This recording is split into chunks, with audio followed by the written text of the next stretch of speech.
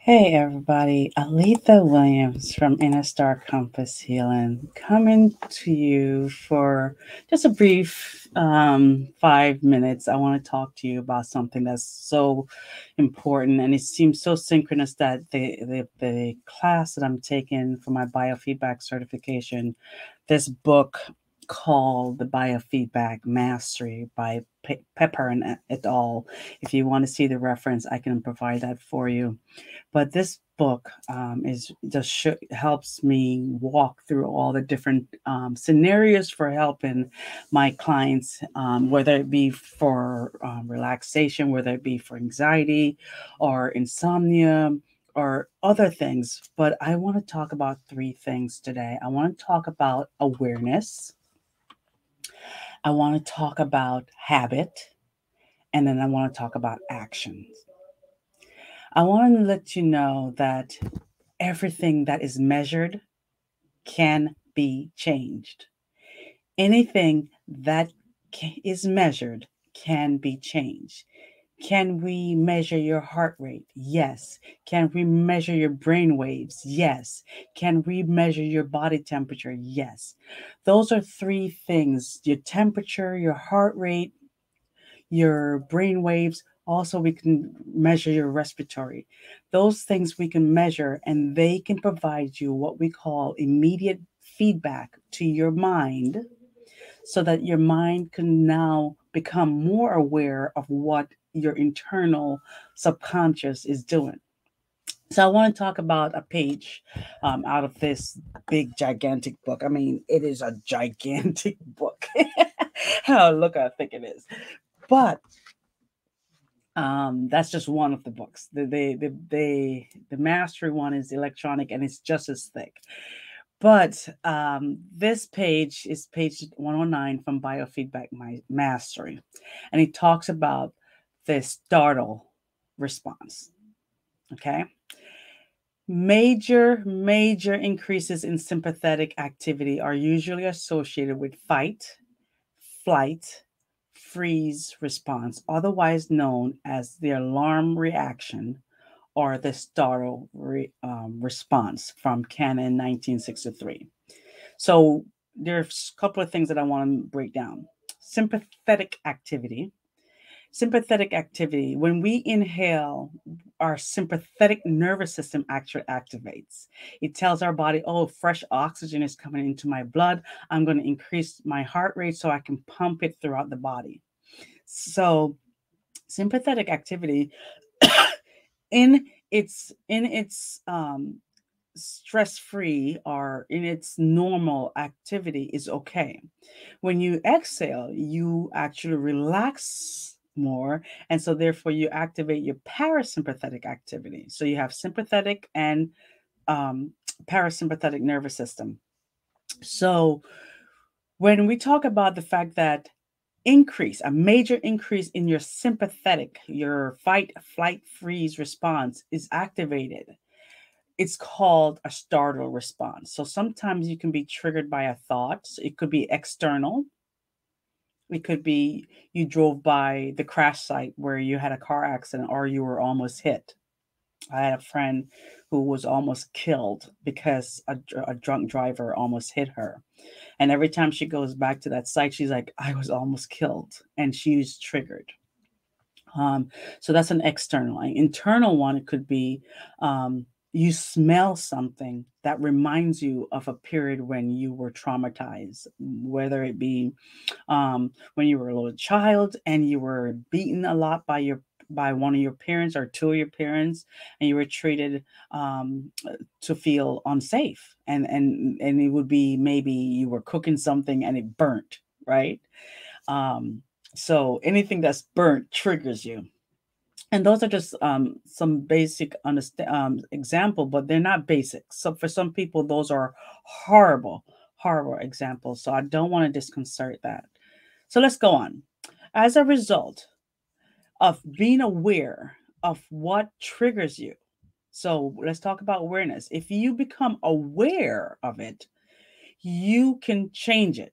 So, like I said, anything that is measured can be changed. So, what biofeedback does is we train our clients to inhibit an unconscious startle tendency, and instead of allow for the passive movements with the startle response to occur, we are going to tell our body no, we're going to control how we're going to respond to it.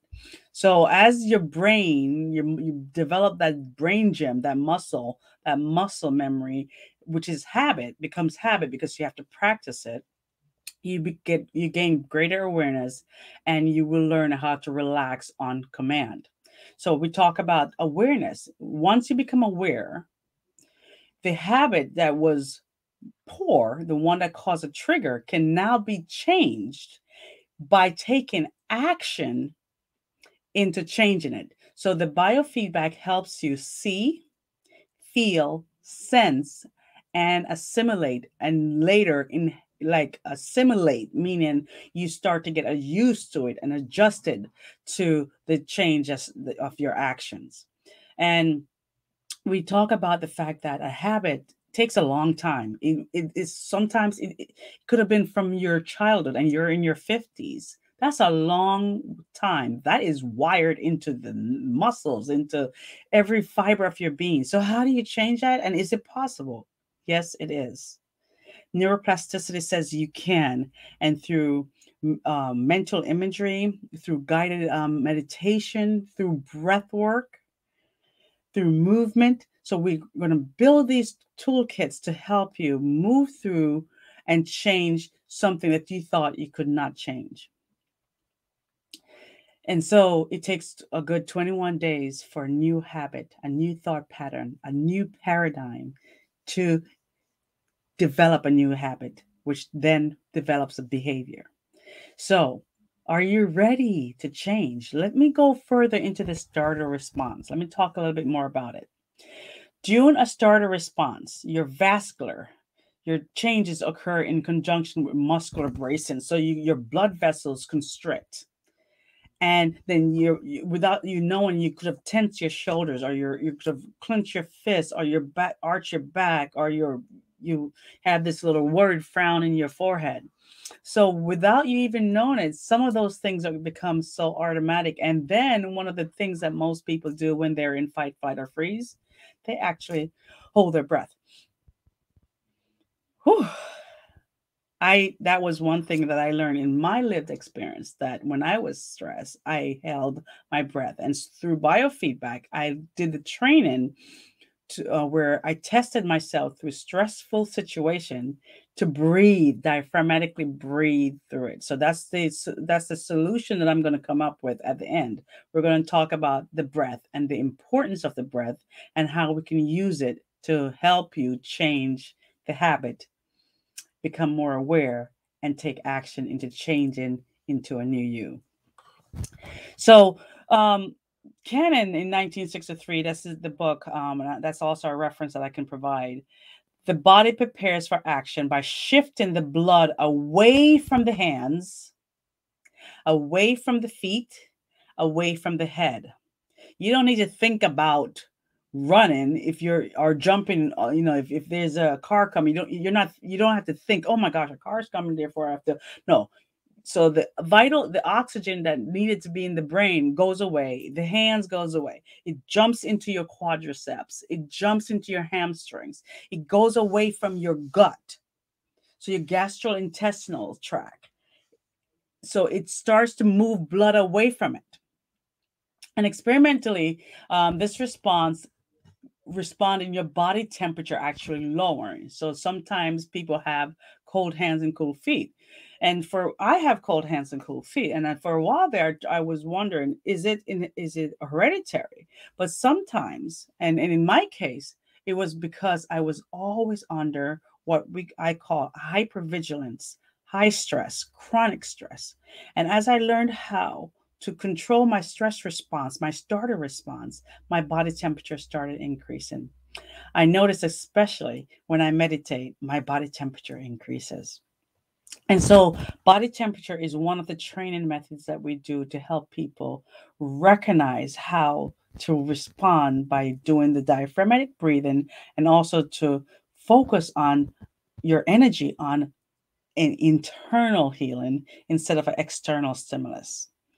So, the stress response can be triggered again by external or by an internal event.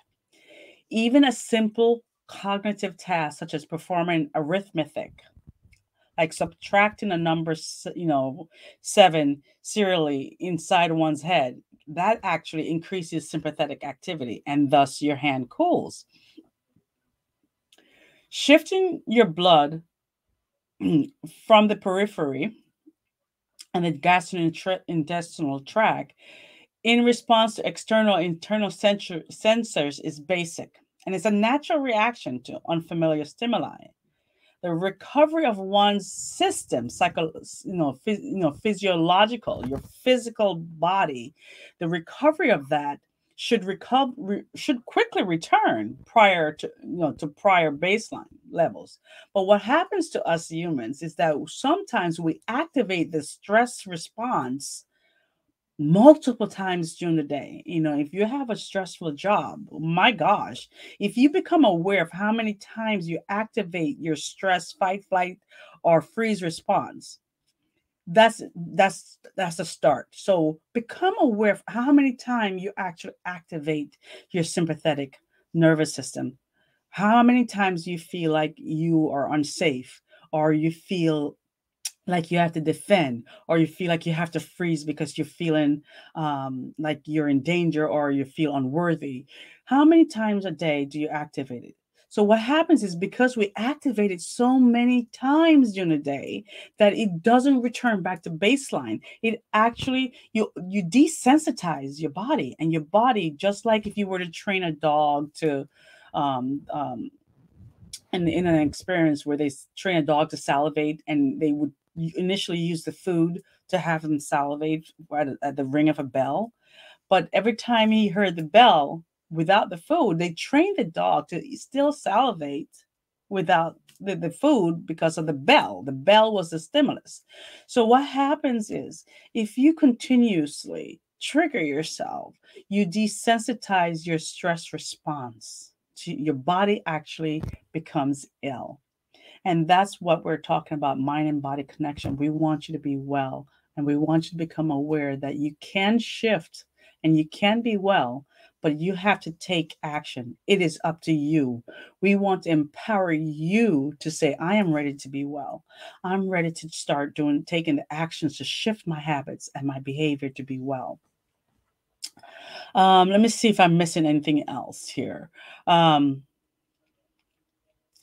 I mentioned that, again, some people can interpret the same event as stressful or not stressful.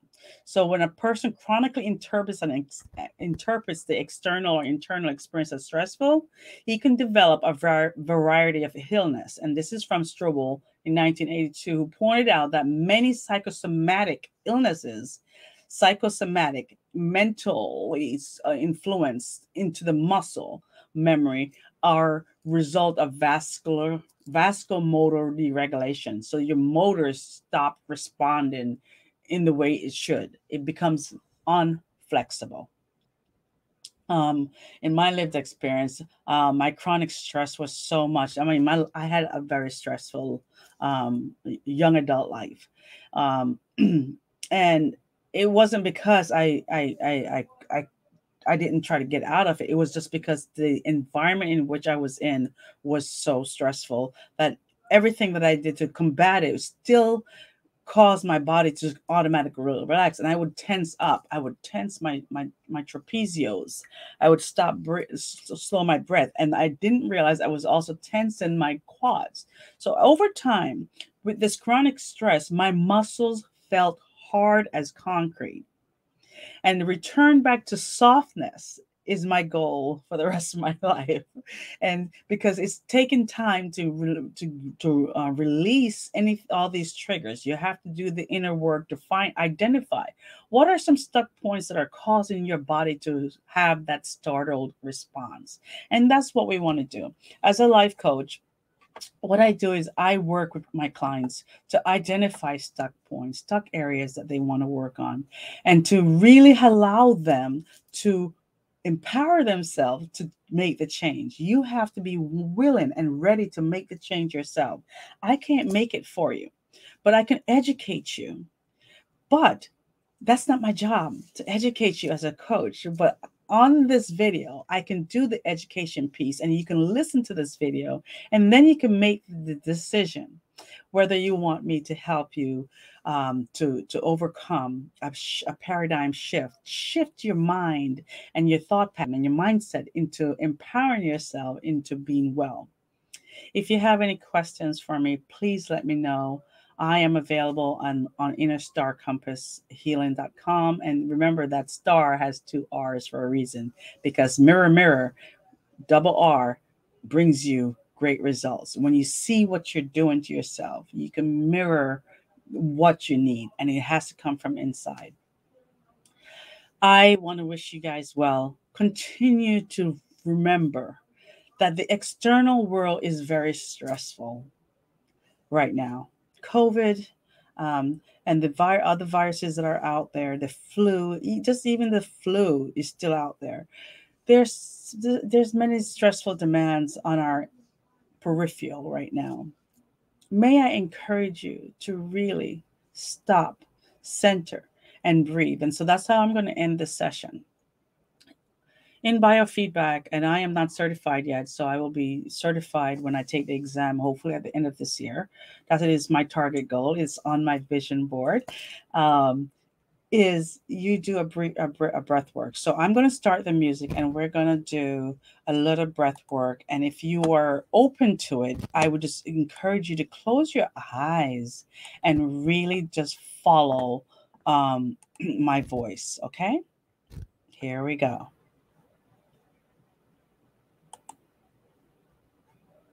Let's see if we can hear it.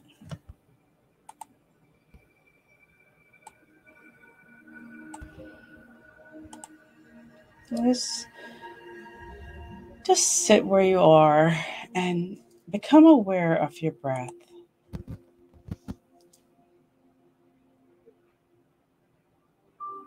A feeling of relaxation flowing from your head, down your neck, shoulders, arms, fingers.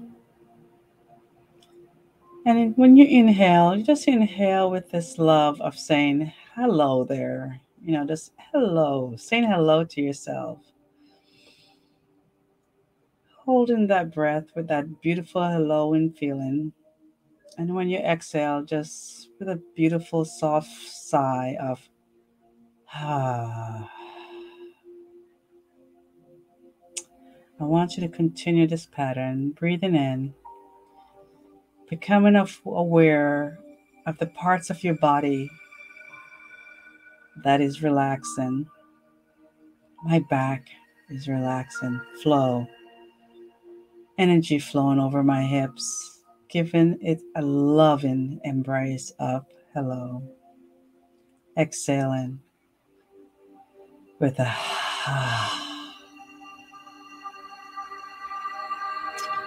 flowing over my knees, around my calves, ankles, toes, flowing all the way down to the core of the earth. Not seeing it, but knowing factually that there is a core in this earth and that we are connected to it. We can say, I am connected. I feel connected. I am one with the earth. Same realization as you take this breath in. Hello. Loving it. Feeling that love flow into your body. Holding it acknowledging your presence, acknowledging that you're safe, acknowledging that you are well, and exhaling with a ah. Inhale.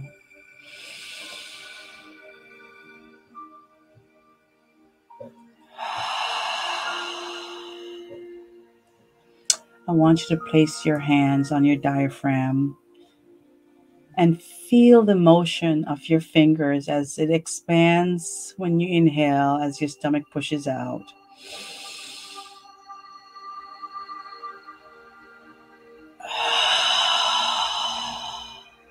And as it flattens, as your stomach flattens when you exhale. Inhale.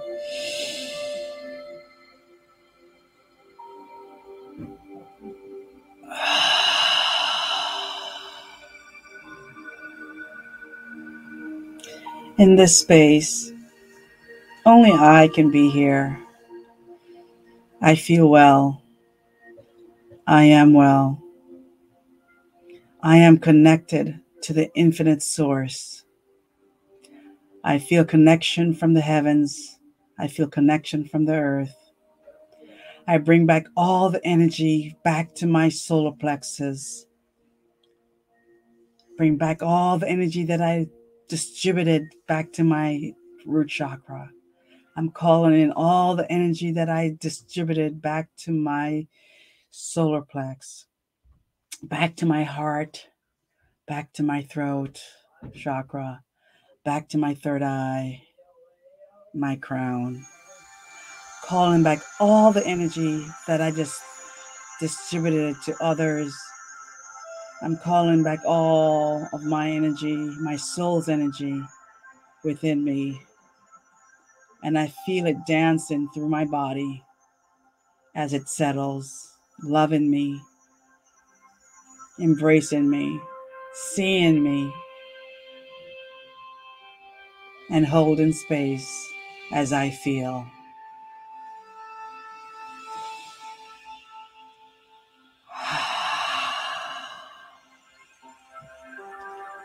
May I encourage you to set an intention before you open your eyes.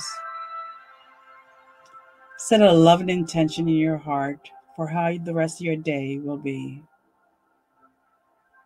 And so it shall be, because words are powerful, and as you speak it, so shall he.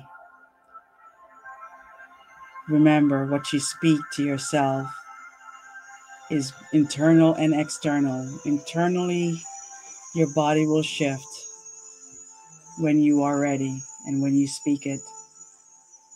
Through action, externally, your body will start changing. So may I wish you well. Be well. You are worth every minute that you just spent with yourself. If you want some coaching, please connect with me, AlethaWilliams911 at gmail.com. Until then, God bless.